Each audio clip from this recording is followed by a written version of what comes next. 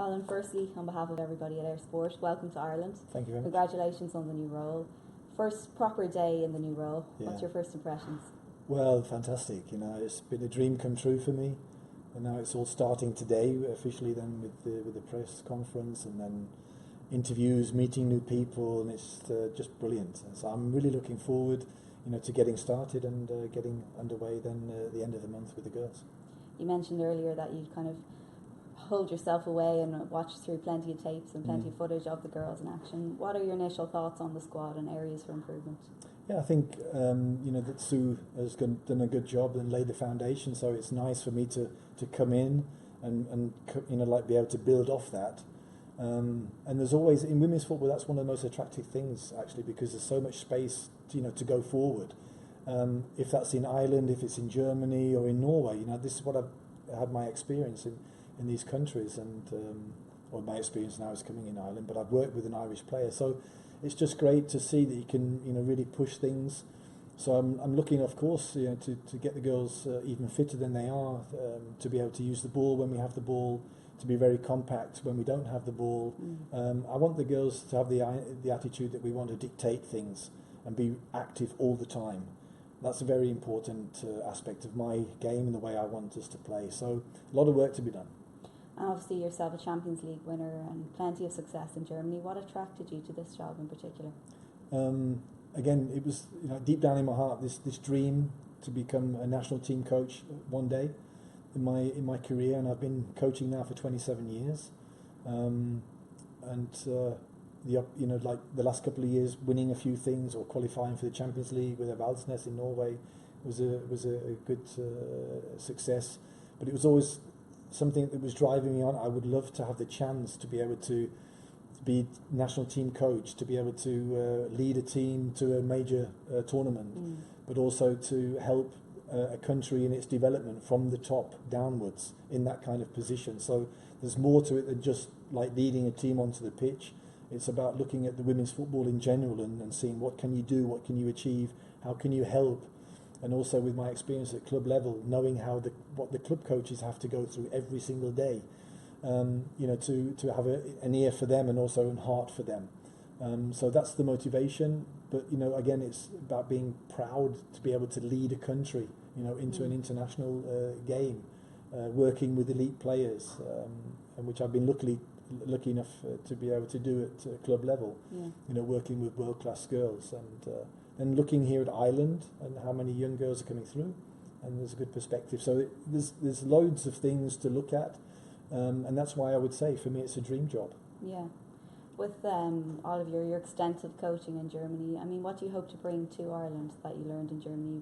You've coached and managed there for 27 years. You played, obviously, most notably, you worked with Jurgen Klopp at Mainz. What concepts and what kind of philosophies do you hope to bring? You need top fitness is one area, which is quite easier to influence. But to be tactical on a very high level, this is very important. To be able to use the ball, the technical area. Basically, it's not new rocket science that I'm trying to bring in, but it's just things that I've learned, and you have to be disciplined. You have to be able to be prepared to sacrifice things if you really want to achieve something. So this winner mentality has to be through the team, and that comes though through, as far as I'm concerned, my own personal life. Winning mentality comes through defeat. When you've been down at the bottom, when you've lost important matches, or in your life, when you've had difficult situations that you have to go through, losing loved ones and these kind of things, where you just see that you have to keep going and you have to keep, adapting to new situations. So I want to bring that into the team. I want us to be active on the pitch, and then to be able to use the ball. These kind of attributes, high quality in training. Has to be there, and obviously now with me being national team coach, I have to prioritise things. I can't train with the girls every single day, so when we are together I have to prioritise things. This is what we're looking at, these are the points, and we remain focused. So that's also important for the girls, that when they're in the national team, they are focused.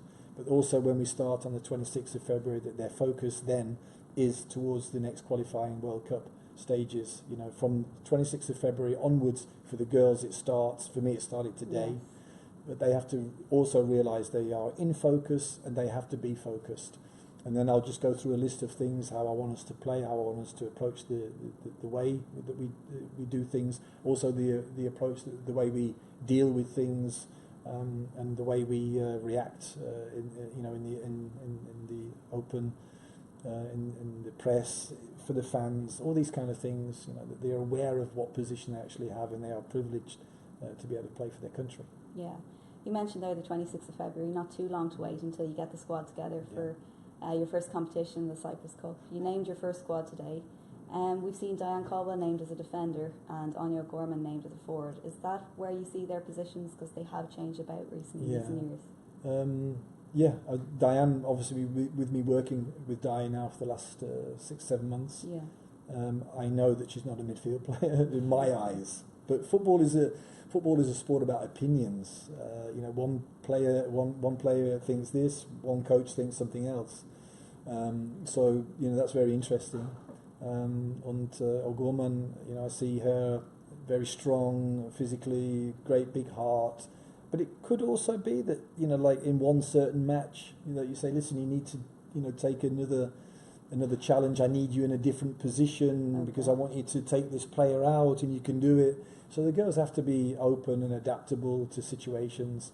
But I do like to bring players in to be able to play to their strengths. So I'm looking, I don't really look at the things they can't do. I'm looking at the things that they can do and do very well. So then we just have to blend these kind of things together. I've done a profile for every position on the football pitch. So that means the girls will be getting this, and I'll be talking to them about it. Yeah. Every position has a profile, what I want to see, and what the position entails, and what you need for this position. For example, just as an example, right fullback, left fullback, winger, right winger, left winger, you need pace. Yes. Yeah. Unless you're like a left winger and you're really great on the ball, and you can go one-on-one. You're not maybe as quick as a fullback, but you're so good on the ball you still get past. But fullbacks, you really do need pace. So I'll be looking at these kind of things. Is she in the right position? And it could also be that, again, you think, well, for this position she's ideal, but she's playing somewhere else. And I've had this, over the years. I had it in Frankfurt, that I changed players to different positions. And for one example, Anna Černogočević, who plays for Switzerland, the national team, she's a striker, and I turned her into a right or left wing back. And because she's so much pace, and she did a great job for me. But when we played in the Champions League final, I switched. I needed her up front because of her pressing ability and pace, and it was no problem. And on that day also, Kerstin Garafreikers, another top world-class player who played up front or right wing, she played in the cup final, in the European Champions League cup final, on the number 6 position, which she'd never ever played before in her life. And it worked. I explained why, and she had a great attitude, and we just went click, I'll do it. So, the players have to be adaptable, but I don't want to, put them into a situation where they don't feel comfortable. Yeah. They want to be able to, go for it. But I can, motivate them, and you can do it. Is that initially what you want to see from them then in 2 weeks' time when you meet up, that they have taken on board what you want for each specific position? Yeah, I think they have to take it on board. Then I have to look, do you meet, these criteria for this position? And that might be that you meet the criteria in this position, it's better. Yeah, but we'll just see, how I go, and see how they react to this. But I also want the girls to be really heavily involved. Of course, we have named at the moment 20 players, but it doesn't, the door is wide open for everybody in Ireland, or girls who are eligible to play for Republic of Ireland, wherever they might be at the moment. Yeah. So, there's no closed doors, but I want every player to bring themselves into this. We have to have an identity. How do we want to play? So I'll be asking the girls, if you're sitting on the stand as a spectator, how would you love now to see the Irish national team play? Yeah. What should they have? And I'm hoping that I'm going to get a good response to these kind of questions. And then it becomes also theirs. It has to be theirs. It has to mean something, but it has to mean more than just something. So I'm really excited about that, and to see what kind of reaction the girls will show me and give me. Yeah, you can tell that by speaking with you. First home friendly then is in April. Yeah. Is that a chance for you to name a larger squad, maybe bring in a few new faces? Should we expect to see new faces? We'll have to see, because in April the under-19s have important matches, so I want Dave to have his strongest squad together, and so I'll be like leaving the under-19 girls in the under-19s. So they can be as strong as possible. I think it's also good for the FAI that they become really and remain successful and do as well as they can. And then up until then, I'll have a little bit more experience and be able to make one or two changes. I have to anyway. But we'll just see how we get on in Cyprus first. But I know Slovakia will be a good test for us. I know a couple of the girls because they play in sand, and very talented young girls, so it's going to be a tough one. But first of all, Cyprus, and that I can just get to know. But I'll be looking at the other girls that are not named in the squad. So obviously for Slovakia, there'll be a few spaces open anyway. Yeah, is that an aim for you to get out to the Women's National League matches and kind of source some talent from home? I'll be going to watch the matches, and I'll be going to watch training. Okay. I want to be involved with the coaches. Of course, I have to speak with the coaches first, so I'm going a little bit, maybe one step forward, but. Okay.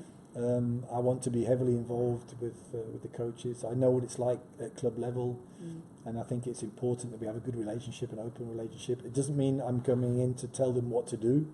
I just want to support them, but I need the information, because in actual fact, this is what a national team coach has to realise.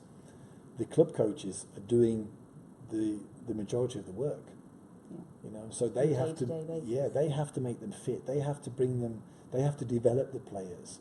And then I get them together, and then I have a quality then together, and that's up to me then to use this quality that the club coaches have given to me. And then, okay, Colin, now it's up to you. Now you do your bit. So that's what I'm looking at. And also having, like I say, information. I'll be on the phone every Monday to all of the coaches where the players have been playing, and also to the players. I want to know exactly what they've been doing, how they played. Of course, the games that I will see myself. Yeah. So I have this information, but it's going to be an intense time, but I think a very good time. Speaking with the players then about the last qualifying campaign for Euro 2017, obviously we missed out on that. Yeah. There seemed to be a case of kind of certainly disappointment, a feeling of disappointment in the squad, but also a feeling of perhaps missed potential. The players didn't perform to their potential. Is that something you recognised when you're looking back at the footage? There were definitely games where I thought the team had chances to win, and maybe could have got a result. But again, it's difficult for me. I have my opinion, but I don't have to. I think I don't have to open up too much, because it could sound as though like he knows everything better and telling them what to do. I wasn't there. I wasn't involved. I see what I've seen. Got a lot of information, so I just want to use that. But there are some, statistics out there that everybody can get, and one of them was that the team did create not enough chances to score. Yeah. So that's you have to. If you're only creating 4 or 5 chances in a game, then you have to make sure that you take 2. Then the quota is okay. But you also have to make sure that you're not conceding, because you put yourself under so much pressure then. So these statistics are out because you can get them in UEFA, so it's not as though that I've found something out that nobody else knows. Yeah. But it's important for the girls to realise that, and also for the future. How can we, get round that, and how can we improve these kind of things? But international football, I learnt this in playing in the Champions League. You have to keep things really, really tight. In every situation, every free kick, every corner, every long throw, you have to be aware, and tactically you have to be on a high level. Mentally, you have to concentrate until the whistle's blown, because players, obviously playing at this level, international level, they have the quality. There are teams out there that maybe don't even play a great style, but they have 2 or 3 absolutely world-class players, and they can decide the game. Yeah. So you have to combat for that, and we have to be well prepared. Thanks very much for talking to us. Thank you very much. We appreciate your time. Thank you. And best luck in the new role.